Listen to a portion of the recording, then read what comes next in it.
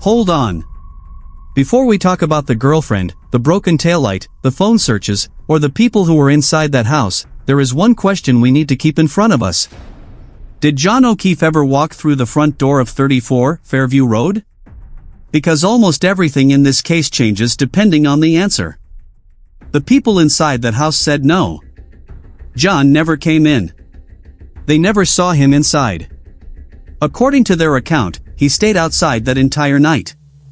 And if that is true, the prosecution's theory begins to make sense.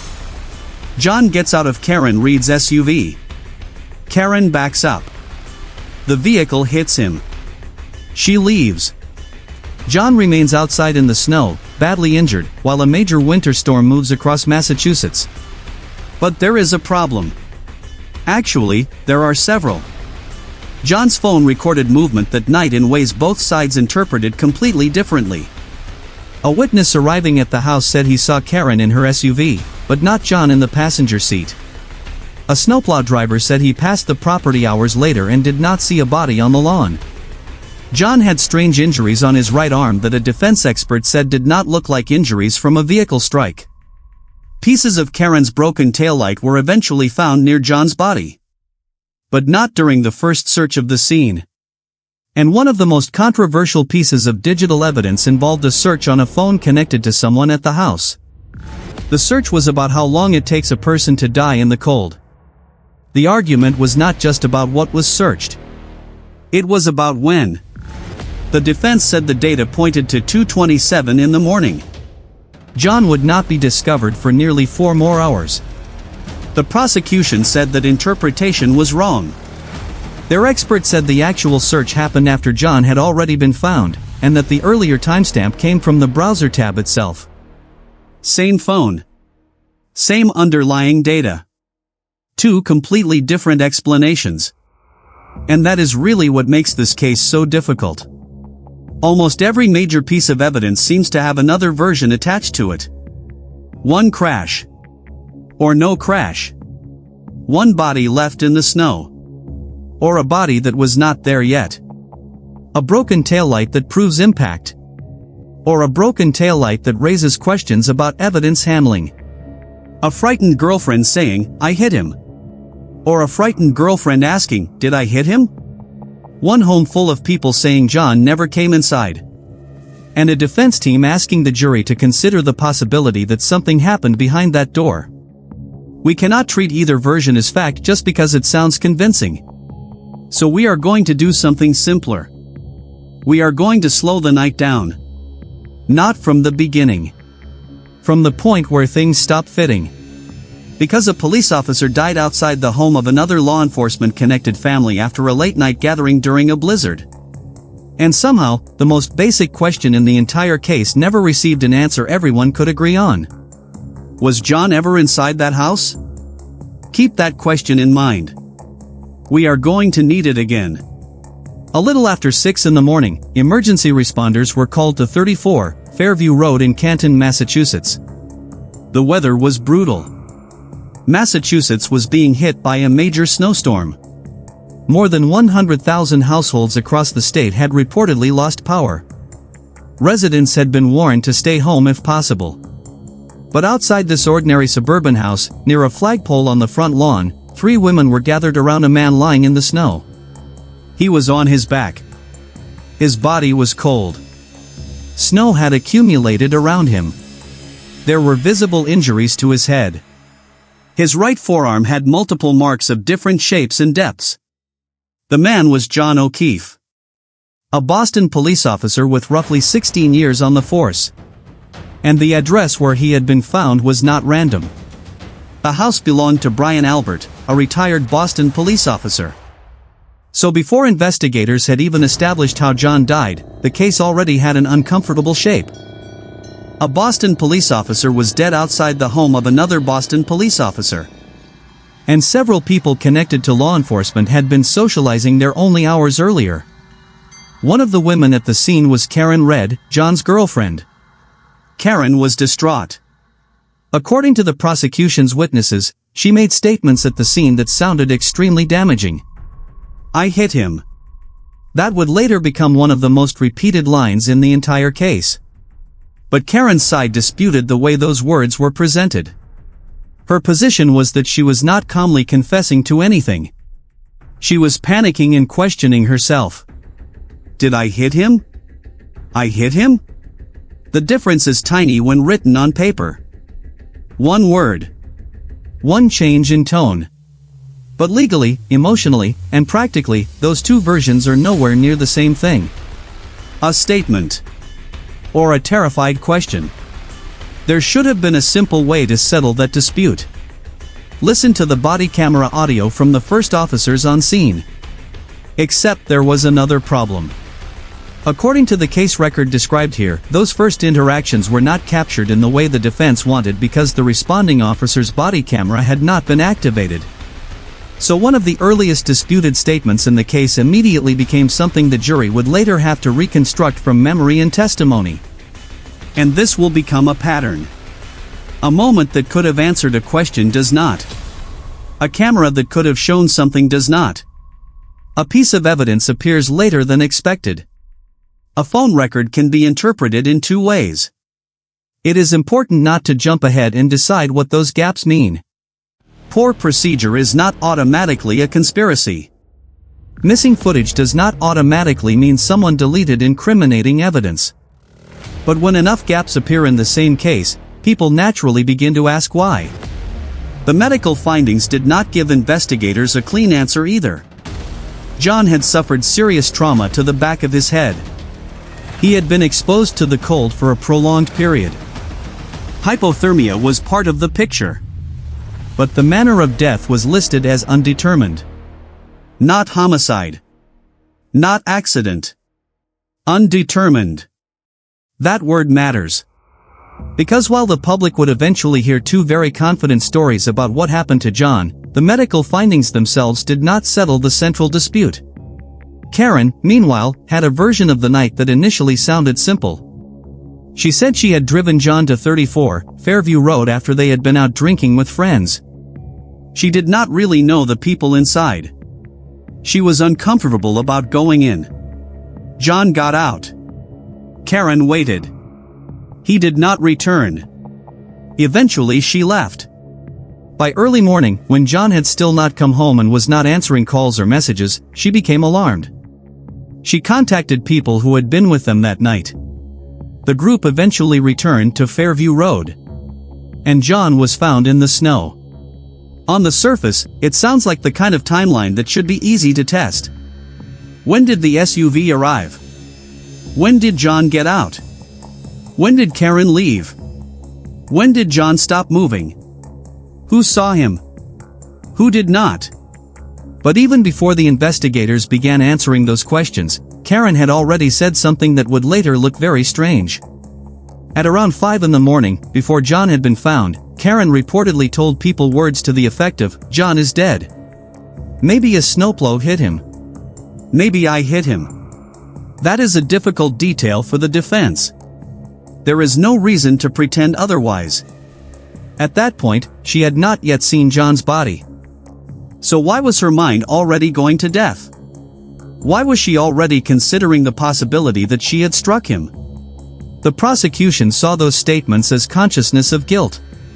Karen's side saw panic. A woman waking up, realizing her boyfriend had never come home, knowing she had been drinking, knowing she had driven him the night before, trying to explain something she could not understand. Which interpretation you accept depends heavily on what happened in the hours before that call. And to understand that part, we need to look at John and Karen not as defendant and victim, but as a couple whose relationship had been under strain. John was born in 1975 and had spent years with the Boston Police Department. One part of his life mattered especially to people who knew him. His sister died after being diagnosed with a brain tumor. Only months later, her husband died from a heart attack. 2 children were suddenly left without their parents. John took responsibility for them. He became their guardian. So his life was not simply that of a police officer going home after a shift. He was raising his niece and nephew. Karen Red had a very different professional background. She had a master's degree in finance from Bentley University and had spent years working as an equity analyst. She and John had actually known each other long before the night at Fairview Road. They dated briefly around 2004, lost contact for roughly 16 years, and reconnected through Facebook around 2020. Karen later said one of the things that drew her to John again was learning that he had taken in his sister's children. Their relationship became serious. Karen helped with the children, meals, shopping, transportation, the ordinary responsibilities that come with family life. But by January 2022, the relationship was not especially stable. Hours before John died, they had been arguing through messages. Karen accused John of possibly being interested in another woman.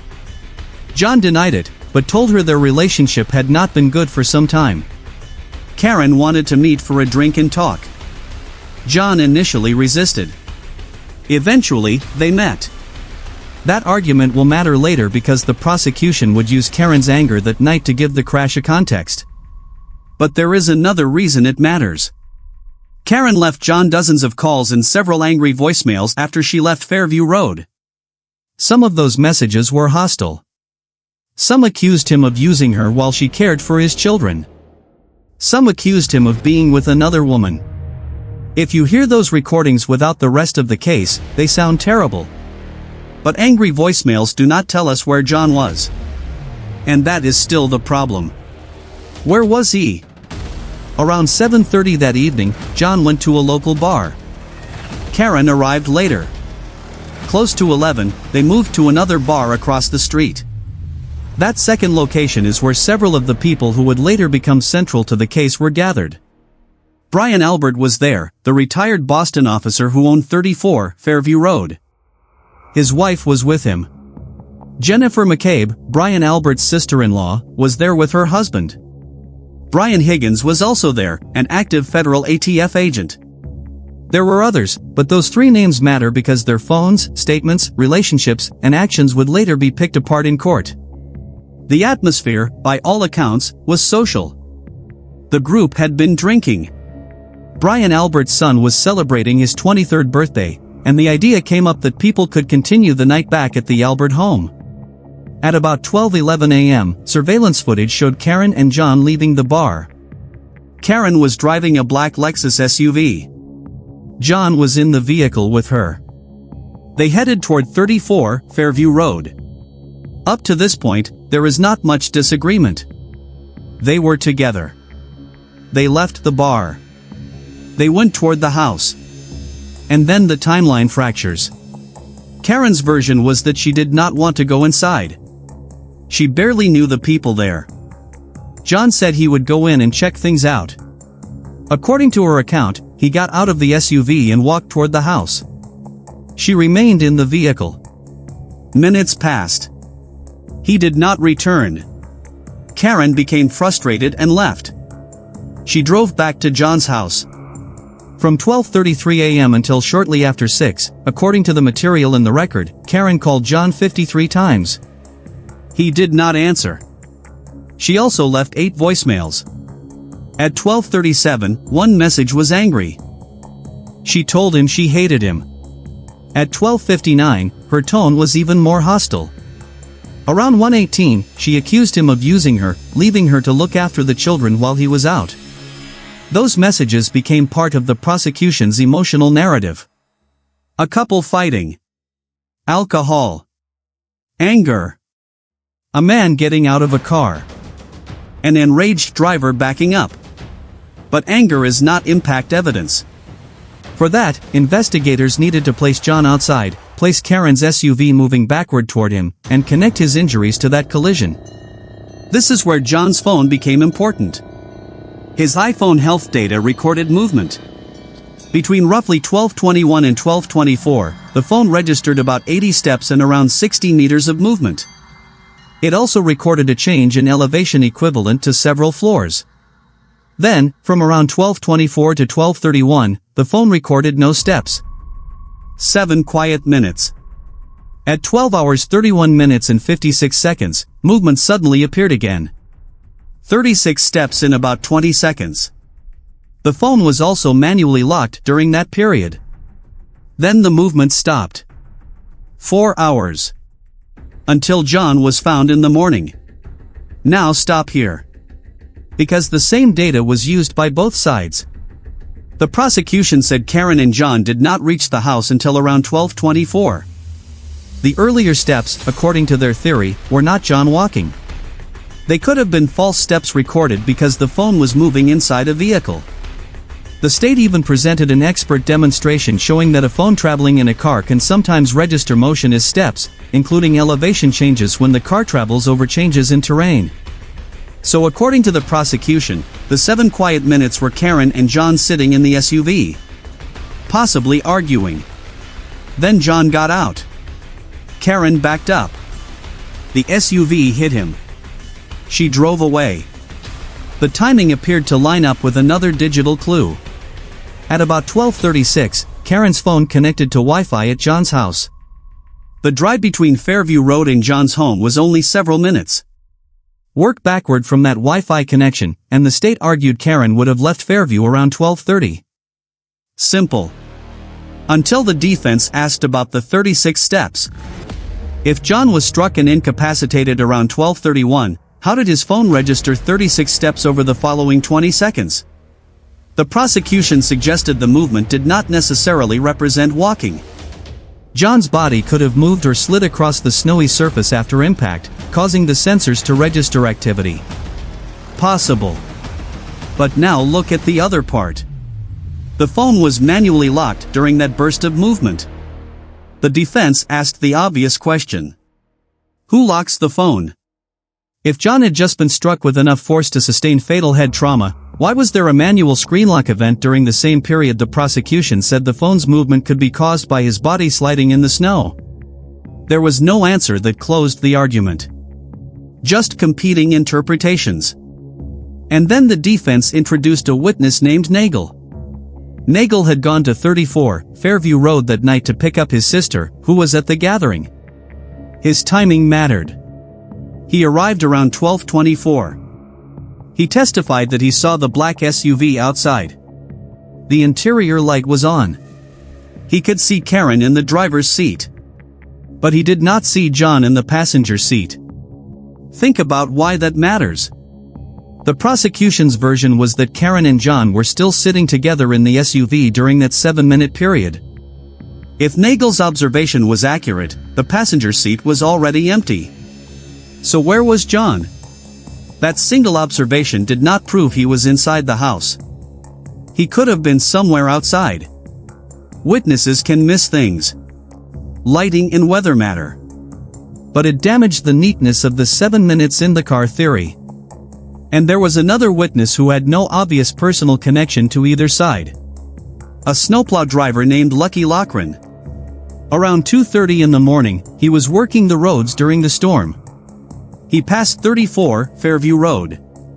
According to his testimony, he did not see a body lying on the front lawn. That is a major problem if John had been struck around 12:30 and remained in the same location ever since. 2 hours had passed. The prosecution challenged that testimony. The weather was severe. Visibility was limited. Snow could have accumulated. A body could have been difficult to see. Loughran disagreed. He said his vehicle had powerful lights. He was moving slowly. If a person-sized object had been lying where John was eventually found, he believed he would have seen it. Again, that does not prove the body was moved. But it creates another uncomfortable question. If John had been there since shortly after midnight, why did the snowplow driver see nothing? And now we are back where we started. Did John ever walk into that house? Because if he did not, we need an explanation for the phone movement, the empty passenger seat, and the snowplow driver. If he did, we need an explanation for why everyone inside said he never came through the door. And the physical evidence was about to make that question even harder. Karen's Lexus had damage to the right rear taillight. Fragments later recovered from the lawn near John's body were consistent with the vehicle. John's DNA was detected on evidence associated with the taillight. A hair linked to John was also found on the vehicle. For the prosecution, this was the evidence that brought the case out of the world of theories and into something physical. Karen backs into John. The taillight breaks on impact. Fragments scatter into the snow. John ends up on the lawn. His biological material is on the vehicle. What else do you need? That is the moment where many cases would become straightforward. But the defense did not mainly argue that the taillight fragments belonged to some other vehicle. They asked a different question. When did the taillight become that badly damaged? And when did those fragments arrive on the lawn? There was video from outside John's home around 5:07 in the morning. Karen was leaving to search for him. The video showed her reversing her Lexus. The taillight was illuminated. The defense argued that the light appeared to be producing a relatively normal red glow, inconsistent with the major damage later documented by police. Then something happened on that same recording. While backing out, Karen's SUV made contact with another vehicle parked near John's home. That was important because it offered an alternate explanation for at least some taillight damage. The defense's position was not simply that the taillight could not have been damaged. Their argument was about timing and degree. They said the early morning footage did not show the kind of extensive missing section later visible in evidence photographs. Images from the afternoon, when the SUV was being taken into police custody, were also used in that argument. The defense claimed the damage still did not look as extensive as it did in later documentation taken after the vehicle had entered police control. So now the case had another before and after problem. Early morning. The taillight is glowing. Later, the vehicle is collected. Later still, photographs show significant missing material. How much was already broken? How much broke when Karen backed into the other vehicle? Could additional plastic have fallen away naturally? Did the visual appearance change because of angle, lighting, or snow? Or did something happen to the taillight after police took control of the SUV? The defense pushed the most serious version of that question. Could evidence have been manipulated? That is an extraordinary accusation. And extraordinary accusations need evidence. The defense tried to build that argument not from the taillight alone, but from how the scene was handled. John was discovered shortly after 6. You might expect every visible piece of debris around the body to be documented immediately. But the taillight fragments that became so important were not all found during that first response. According to the record described here, key fragments were recovered when officers returned to the area later in the day. By then, roughly 10 hours had passed. The scene had not remained tightly secured the entire time. There was no continuous perimeter around the lawn. People could potentially access the area. Again, possibility is not proof. A poorly secured scene does not establish planted evidence.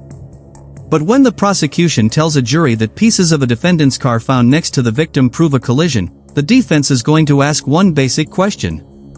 Can you prove those pieces were there from the beginning? A camera could have helped. A house across from 34 Fairview reportedly had surveillance coverage that could potentially see the relevant area. The homeowner was connected to local law enforcement. According to the account in this file, he reviewed the footage and said it did not contain anything useful. The relevant recording was not available later.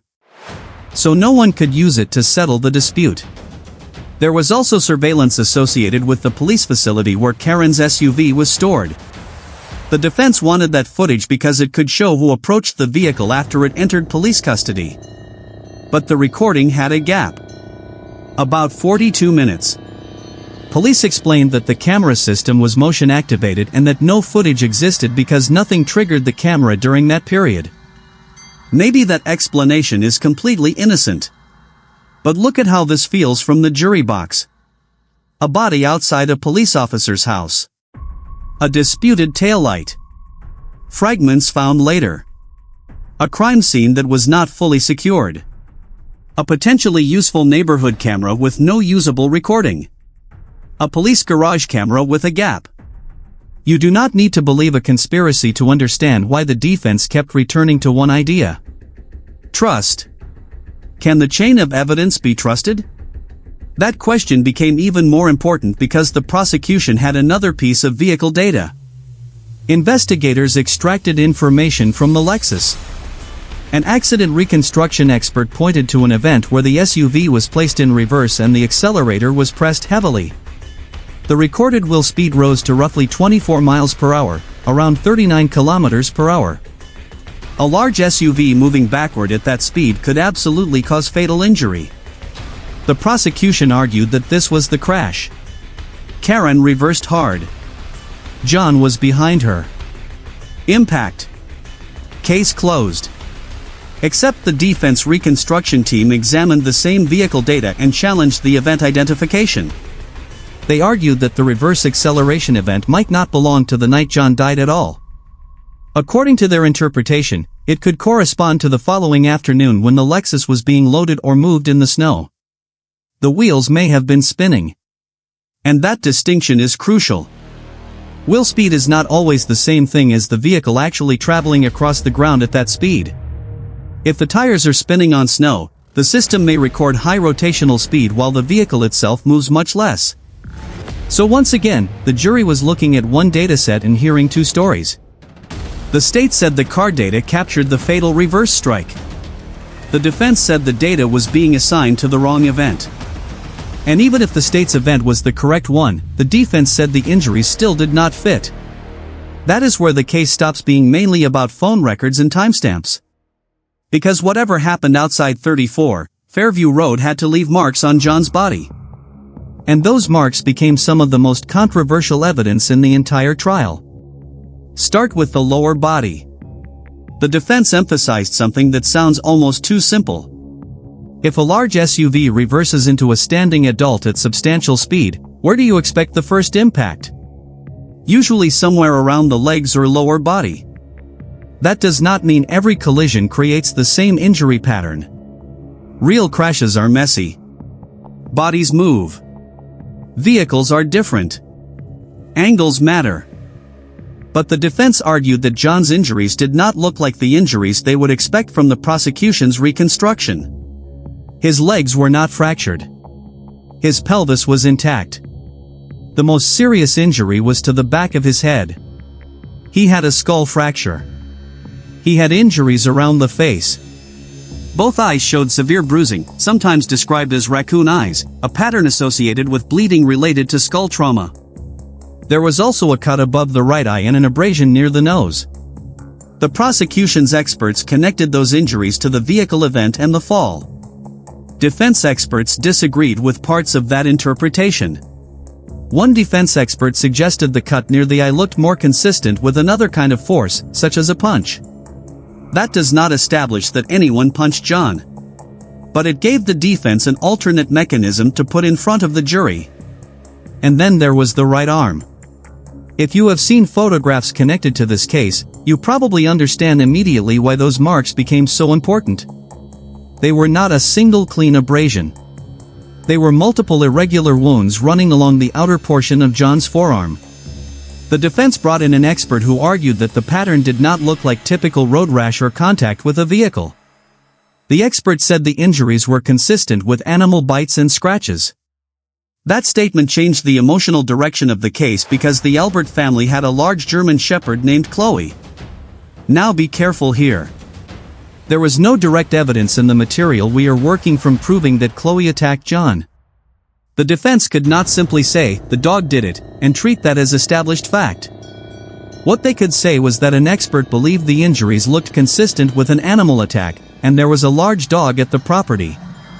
The location of the wounds also became part of that interpretation.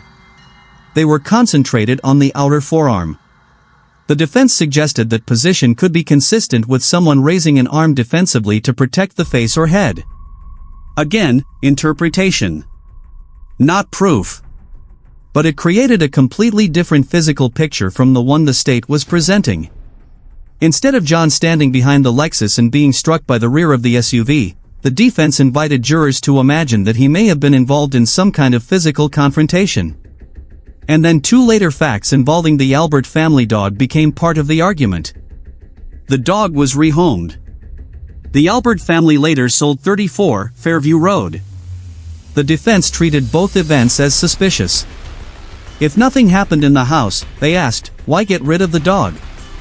Why sell the house? That sounds powerful in closing argument. But those events alone do not prove involvement in John's death. People rehome dogs. People sell homes. Timing can look suspicious without being criminal. Still, once the defense had an expert saying the arm looked like an animal attack, those later decisions became much harder for jurors to ignore. And the strangest part is that the dog theory did not begin with the wound photographs. According to the case material, early in the defense investigation, someone contacted Karen's lawyers anonymously. The caller told a very specific story. John had gone inside the Albert home. There had been some kind of confrontation. The family dog had attacked him. John had been badly injured. And his body was later moved outside onto the lawn. When the defense first heard this, they reportedly did not simply accept it. Why would they? An anonymous caller offering a dramatic alternative explanation in a high-profile case is not evidence. It sounds like the kind of thing a lawyer should treat with extreme caution. But when the attorneys later saw the injuries on John's arm, the call became harder to dismiss completely. The anonymous caller was eventually identified as Stephen, according to the account in the file, and provided a formal written statement acknowledging that he had made the call. That still did not prove the story he described. But now the defense had a witness putting a theory on paper that appeared, at least on the surface, to connect with the arm injuries. This is where people watching the case began to divide into camps. One side looked at Karen's angry messages, her early statements about possibly hitting John, the broken taillight, the fragments in the snow, and the vehicle data. For them, the simplest explanation was still the crash.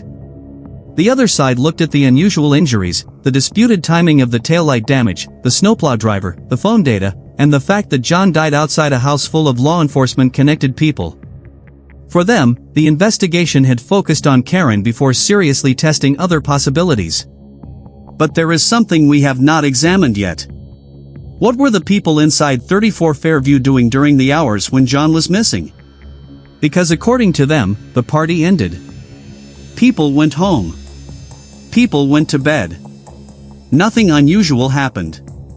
Their phones, however, created several questions that were not easy to dismiss. At 2:22 in the morning, Brian Albert's phone placed a call to Brian Higgins. Remember who these men were. Albert was the homeowner and a retired Boston police officer. Higgins was an active ATF agent who had been at the gathering. The call did not connect. 17 seconds later, Higgins called Albert back. That return call connected for about 22 seconds. If you are thinking that sounds like two people communicating, you are not alone. But both men offered a different explanation. Accidental calls. A pocket dial. A butt dial. Albert said the phone was in his pocket while he was sleeping and the outgoing call happened accidentally. Higgins said he had been asleep, was awakened by the phone, and somehow the return call also happened unintentionally. The defense focused hard on the mechanics. For the first call to be accidental is easy enough to imagine. Phones do strange things. But the defense argued that the sequence became harder to explain when the second device called back 17 seconds later and the call was then answered. An accidental outgoing call. An accidental return call. An accidental answer. A connected conversation lasting more than 20 seconds. Both men maintained the calls were not meaningful. And there was no recording of the conversation. So the jury had to decide what weight, if any, to give it. But the defense became even more interested in what happened to the phones later. Higgins eventually removed the SIM card from his phone and disposed of it in a trash container at a military facility. His explanation was essentially that he happened to be there, disposing of other material, and discarded the SIM. Brian Albert replaced his phone close to the period when preservation of phone evidence became an issue. The defense portrayed that timing as suspicious and suggested evidence may have been destroyed. Albert and Higgins denied wrongdoing. Again, this case keeps forcing the same discipline on us. Suspicious is not the same as proven. Throwing away a SIM card does not automatically make someone part of a homicide. Replacing a phone does not automatically mean evidence was intentionally destroyed. But those decisions matter because this was not an ordinary night being examined months later out of curiosity. A man had died outside the house. The investigation had become a criminal prosecution. Phones were potentially important evidence. So each action had a different weight. And then the defense found the search. Jennifer McCabe's phone contained data associated with a Google search about how long a person could survive in the cold. You will sometimes see the search quoted online using the misspelled wording, "Pose long to die in cold." The exact spelling is not the important part. The timestamp is. Defense experts examined the underlying browser information and argued that the relevant activity was associated with 2:27 a.m. If that interpretation was correct, think about what it would mean. John was not discovered until close to 6. At 2:27, Karen had not yet returned to Fairview Road. Emergency crews had not been called. The official story was that the people inside had no idea John was lying outside. So why would someone connected to the house be searching how long it takes a person to die in freezing conditions? That one question became explosive. It gave the defense theory a digital anchor. Maybe someone knew John was outside long before Karen discovered him. Maybe someone was worried about how long he could survive. Maybe the search connected the people inside the house to knowledge they were not supposed to have. That is the defense version. The prosecution strongly disputed it. Their expert said the search itself happened later, at around 6:24 in the morning, after John had been discovered. Jennifer McCabe's explanation was that Karen asked her to look up how long someone could survive in the cold while they were trying to understand whether John could still be saved. According to the prosecution's technical interpretation, the 2:27 time reflected the creation or activity of a browser tab, not the later search query itself. So we are back to the same problem. One phone. One browser database. One search. Two expert interpretations. And there was no way to make that disagreement disappear simply by reading the timestamp on a screen. Jennifer's phone had another entry the defense cared about. Around 5:07 a.m., she called her sister Nicole Albert, Brian Albert's wife. The call lasted 38 seconds. Look at the timing. Around 5:07 was also when Karen was getting into her SUV and preparing to go search for John. The defense asked why Jennifer would call the very house where John would later be found at precisely that moment. Their theory was that she was warning the people inside that Karen was coming. Jennifer said she did not remember that call or what was discussed. The prosecution had a much more ordinary interpretation. Karen had just told Jennifer that John was missing. Calling Jennifer's sister, who lived at the last place John was supposed to be, would be perfectly reasonable. That explanation is difficult to dismiss. If your friend is missing and you know he was supposed to attend a party at your sister's house, calling your sister is exactly what many people would do. But once again, context changes how the same action looks. If you believe John never entered the house, the call is routine. If you suspect the people inside already knew something had happened, the same call looks very different. And this is why the case became almost impossible to discuss without people talking past each other. They were not only disagreeing over facts. They were assigning completely different meanings to the same facts. A call becomes innocent or suspicious. A search becomes an attempt to save John or evidence of prior knowledge. A missing video becomes a technical problem or something darker. A broken taillight becomes proof of impact or proof that evidence cannot be trusted. But the defense still had another target. Not a phone. Not the dog. Not the SUV. The investigation itself. Because if jurors were going to trust the physical evidence, they also had to trust the people who collected it. And that is where the case became much more uncomfortable. Go back to the morning John was found. A police officer is dead. The location is the front lawn of a house where several law enforcement connected people had gathered only hours earlier. The first hours matter enormously. Photograph everything. Secure the scene. Preserve every possible recording. Document witness statements. Separate witnesses when necessary. Record interviews. Control access. Build a timeline before memories begin influencing one another. According to the later criticism described in this record, several of those steps were handled poorly. The scene was not immediately preserved to the standard the defense said such a death required.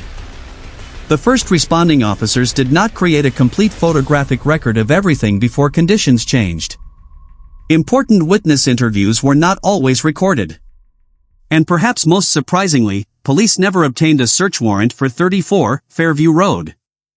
That house was the last known destination of the dead man. The homeowners and guests were saying he never came in. If that statement was true, a search might have helped confirm it. If the statement was false, a search could have been crucial. But the house was never searched under warrant as part of the initial homicide investigation described in the source. Pause on that for a second. John O'Keefe was a Boston police officer. He was found dead outside a home owned by another Boston police officer. And investigators did not search the house. Maybe police genuinely believed there was no probable cause. Maybe every early witness consistently told them John never entered, and investigators accepted that account. But this is exactly why the defense later argued the case had suffered from tunnel vision. Investigators did not begin with every possible explanation and narrow them down.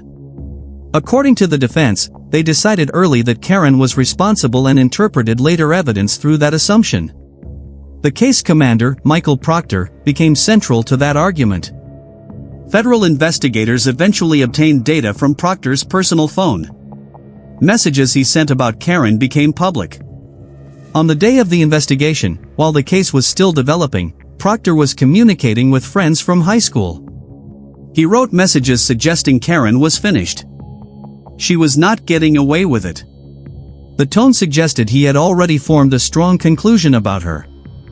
Someone in the chat reportedly asked whether Brian Albert, the homeowner, was going to face any problems. Proctor indicated he would not. Albert was also a Boston cop. That message became devastating for the appearance of neutrality. Because investigators are allowed to develop a theory. They are allowed to believe evidence points toward a suspect. But when an investigator appears to rule out another relevant person partly because of a professional connection, the defense does not need to prove a conspiracy. They only need jurors to wonder whether the investigation was fair. And Proctor's messages got worse. As part of his official work, he reviewed information from Karen's phone. In private messages, he made an inappropriate remark about not finding nude photographs. There is no need to sensationalize that. It is simply a terrible look for someone responsible for a serious death investigation.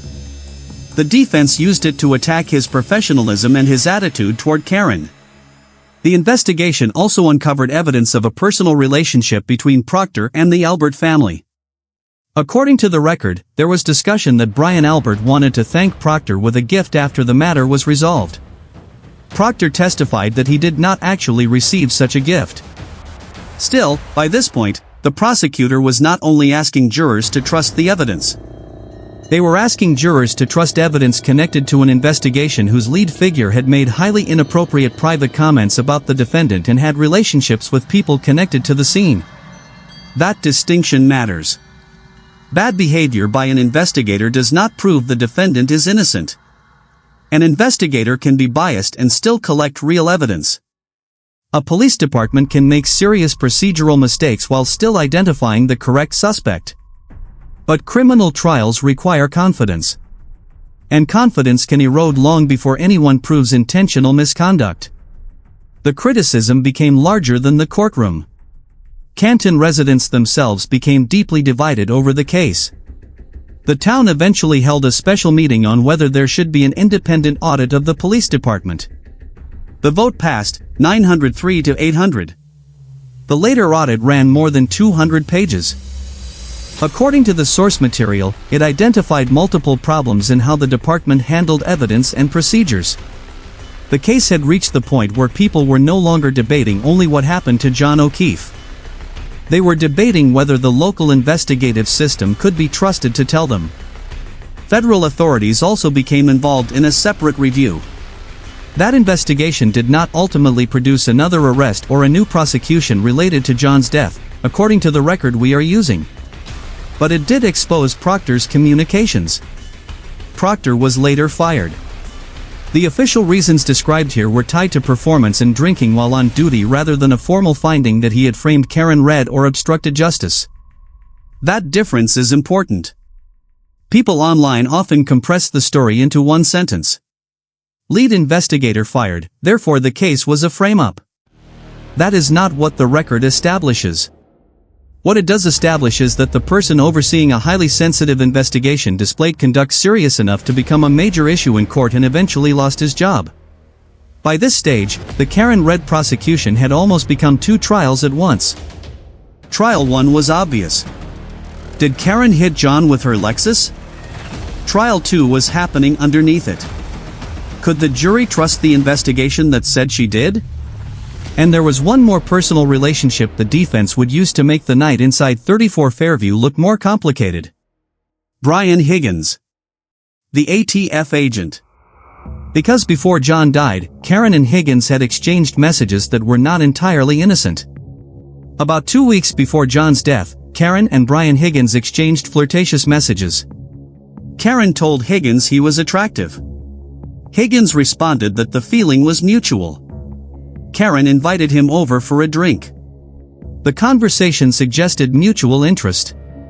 Nothing in those messages proves a physical affair. Nothing in them proves John knew. Nothing proves Higgins harmed John. But in a case where the defense was suggesting a confrontation may have happened inside 34 Fairview Road, the messages gave them a possible reason why tension could exist between two men who had been drinking. The defense did not need to prove that theory simply to raise reasonable doubt. They could ask jurors to consider whether John may have entered the house, encountered Higgins, and become involved in an argument. Online speculation went further. Some people focused on Colin Albert, Brian Albert's nephew, who had also been connected to the gathering. Weeks after John's death, an image circulated that appeared to show bruising around Colin's knuckles. People online treated the photograph as possible evidence of a fight.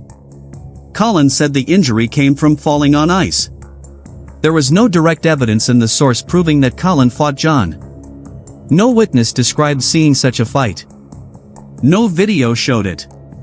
No forensic finding established that his hand caused John's head injuries. So we need to keep speculation exactly where it belongs. Outside the proven facts. But by the time the case reached trial, the defense had constructed an alternative narrative from many small pieces. John enters the house. There is a confrontation. Possibly involving one or more people. The dog becomes involved. John suffers injuries. He ends up outside later. Karen, who had left angry messages and had damage to her taillight from the early morning collision with John's parked vehicle, becomes the obvious suspect. Investigators connected to people at the house focus on her. Taillight fragments appear during later searches. Important footage is unavailable. The house is never searched. The defense called Karen a scapegoat. That is a powerful story. But it is still a story built from disputed evidence and inference. The prosecution's story was far simpler. Karen and John were fighting. Both had been drinking. She drove him to Fairview Road. They argued in the SUV. John got out. Karen reversed aggressively. The Lexus struck him. She drove away. She either did not fully understand what she had done or later began realizing it. Her voicemails showed anger. Her statements before finding John showed she was already thinking she might have hit him. At the scene, witnesses heard her say she hit him. Her taillight was damaged. Fragments matching the Lexus were found around John. John's biological material was associated with the vehicle. Vehicle data supported a forceful reverse event. And every person inside 34 Fairview said the same thing. John never entered the house. That story is also powerful. And if you only saw those pieces, you could understand why prosecutors charged Karen. The problem is that jurors did not only hear those pieces. They heard the snowplow driver. They heard the argument over the phone steps. They saw the dispute over the arm injuries. They heard experts fight over the 227 search. They saw Proctor's texts. They heard about the missing footage.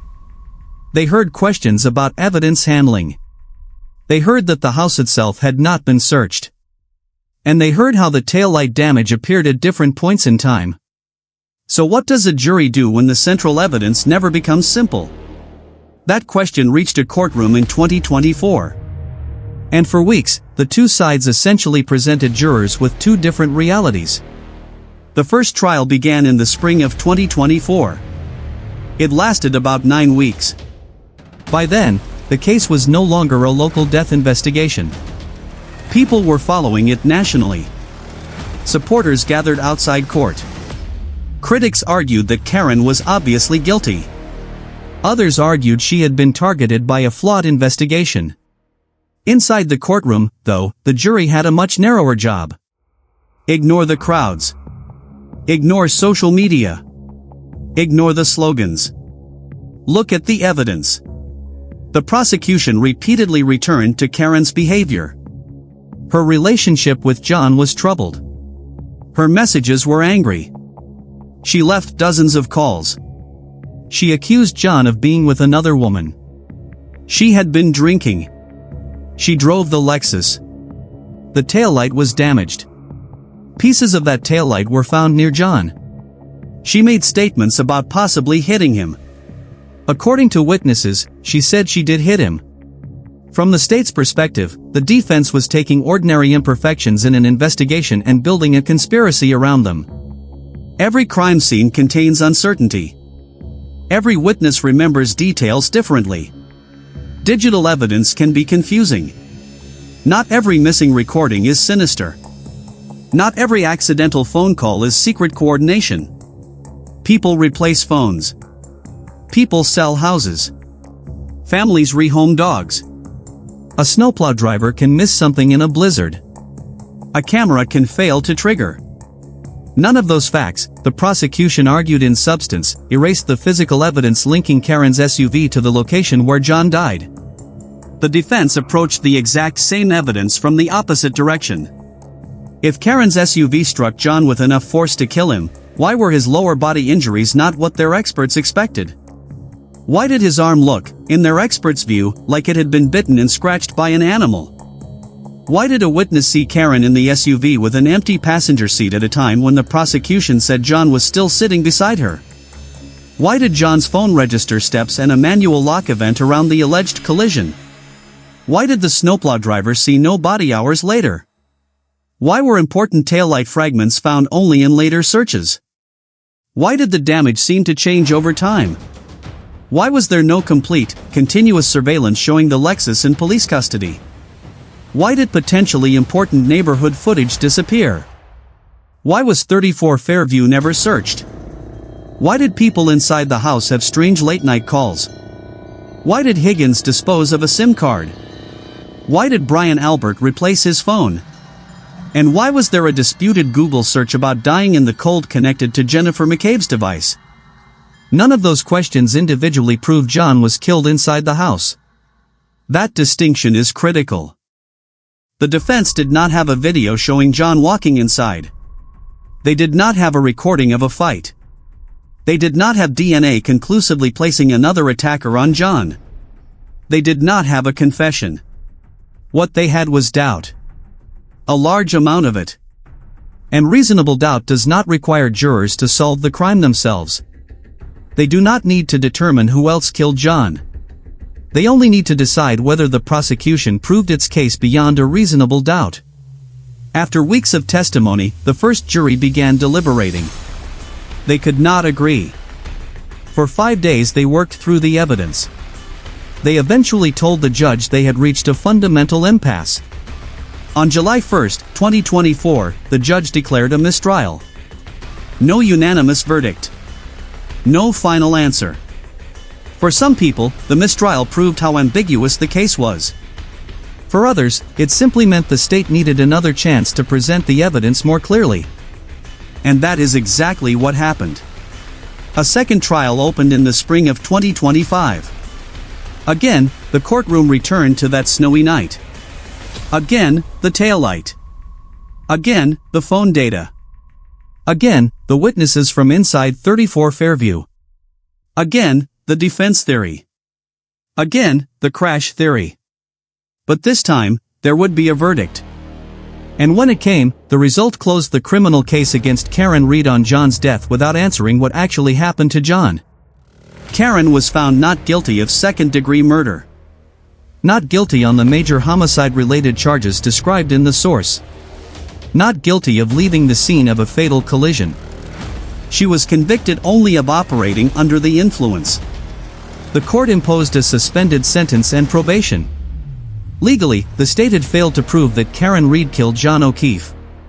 That does not mean a jury found the defense's alternative theory proven. Those are not the same thing. An acquittal is not a judicial declaration that someone inside 34 Fairview killed John. It does not establish that the dog attacked him. It does not establish that evidence was planted. It does not establish that the 227 search reflected foreknowledge of his death. It means the prosecution did not prove the charged homicide case beyond a reasonable doubt. And that leaves us in a very strange place. Because the criminal trial ended. But the central question did not. How did John O'Keefe die? After the criminal case, the legal fight changed form. Karen Reed pursued civil claims against people connected to the events and investigation, alleging malicious prosecution, conspiracy, and efforts to frame her. John O'Keefe's family also pursued a wrongful death action against Karen. Those civil proceedings meant the same night could continue being examined under different legal standards and with different claims. Meanwhile, the federal review described in the source ended without a new arrest. No one else was charged with killing John. No official alternative version replaced the prosecution's failed criminal case. So the public was left with something deeply unsatisfying. A man was dead. A defendant had been acquitted of causing his death. No other person had been convicted. No second official narrative had taken the place of the first. And the house at 34, Fairview Road remained the center of the unanswered question. Did John enter it? Look at how much depends on that one fact. If John never crossed the threshold, the defense theory becomes much harder to sustain. The strange arm injuries still need explanation. The phone data still deserves examination. The snowplow testimony still exists. The investigative failures still matter. But a large part of the idea that something happened inside collapses. Now reverse it. If John did enter the house, even briefly, then every witness who denied seeing him becomes important in a completely different way. The phone steps look different. The empty passenger seat looks different. The injuries look different. The calls inside the house look different. The search data looks different. The missing footage looks different. The decision not to search the house becomes much harder to understand. That is why I would not describe this as a case built around one smoking gun. There really is not one. It is a case built around friction. Evidence rubbing against evidence. Timelines refusing to line up neatly.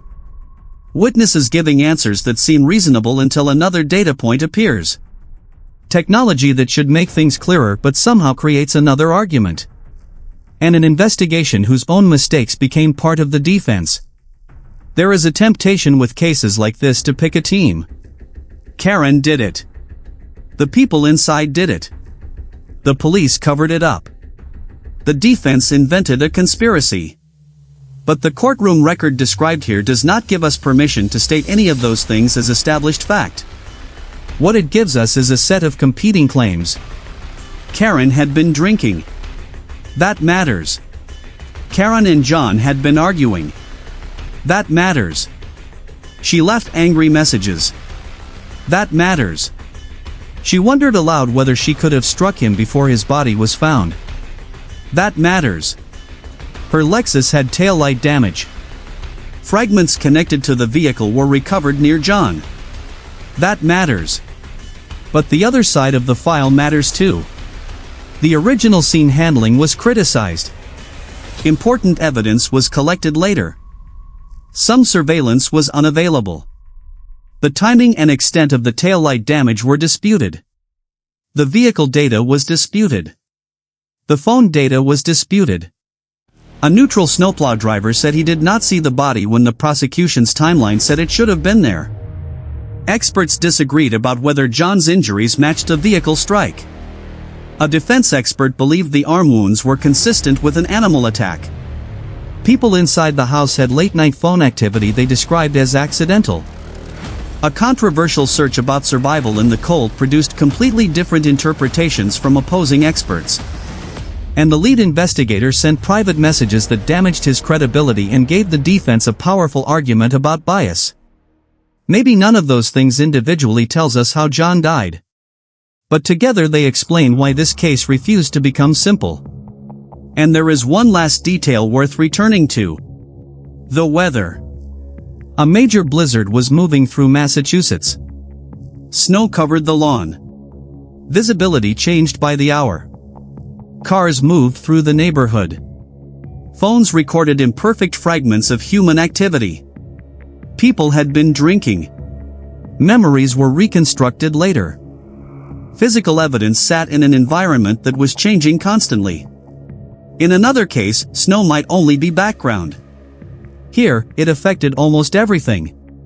How easily a person could be seen. How evidence could be buried or moved. How a vehicle could behave. How wheel speed data might be interpreted. How quickly hypothermia could become fatal. Even the disputed Google search was about the cold. The storm did not create the mystery. But it made the mystery harder to solve. And maybe that is why the image of John lying near that flagpole has stayed at the center of this case for so long. Because we know where he was found. We know who dropped him off. We know who was inside the house. We know what his phone recorded. We know what Karen's car looked like afterward. We know what people said. We know what investigators did wrong. We know what two juries were asked to consider. And still, the few minutes that matter most remain unclear. John leaves the bar shortly after midnight. He gets into Karen's Lexus. They drive toward 34 Fairview Road. And somewhere between the passenger seat of that SUV and the snow-covered lawn where he was found hours later, the story breaks.